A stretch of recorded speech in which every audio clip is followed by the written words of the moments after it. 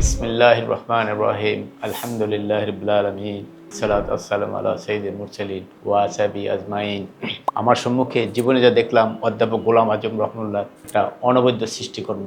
এই বইটি তার ব্যক্তি জীবন থেকে শুরু করে ব্রিটিশ শাসন, ভারতীয় শাসন এবং পাকিস্তান বিভাজন, আমাদের বাংলাদেশ কিভাবে সৃষ্টি হয়েছে, এই বইটি পড়লে আপনারা জানতে পারবেন। এবং এই বইটি পড়লে আমাদের জামাত ইসলামের একত্র সম্পর্কে কি কি ধারণা রয়েছে এবং তাদের কি ভূমিকা ছিল, এটাও আপনি পরিপূর্ণ জানতে পারবেন। আরও জানতে পারবেন গোলাম আজম রহমানুল্লাহ তার এই প্রতিকূলতার ভিতর দিয়েও তিনি কিভাবে তার পরিবারকে সুশিক্ষা শিক্ষিত করেছেন এবং একটা আদর্শ পরিবার গড়ে তুলেছেন। এটা মনে হয় আমাদের প্রতিটা তরুণ প্রজন্মের জন্য এটা দরকার এবং জানা দরকার। এই বইটা পড়ার মাধ্যমে আমরা একটা আদর্শ পরিবার কিভাবে করতে হয় এবং একটা দেশকে কিভাবে ভালোবাসতে হয়, একটা দেশ মাতৃকাকে কিভাবে ফুটিয়ে তুলতে হয়, এই বইটার মাধ্যমে এটা জানা যাবে। আর এই বইটা আরও যে জিনিসটা আছে, যেটা ভারত বিভাজনে কারা নেতৃত্ব দিয়েছে, পাকিস্তান বিভাজনে কারা নেতৃত্ব দিয়েছে, সেখানে বাংলাদেশ জামাত ইসলামীর গোলাম আজমের কি ভূমিকা ছিল, এটা আরও সুন্দরভাবে ফুটিয়ে তুলছেন এই বইয়ের মাধ্যমে। কাজে আমি মনে করি প্রতিটা ব্যক্তিরই এই বইটা সংগ্রহ রাখা উচিত এবং এইটা পড়ে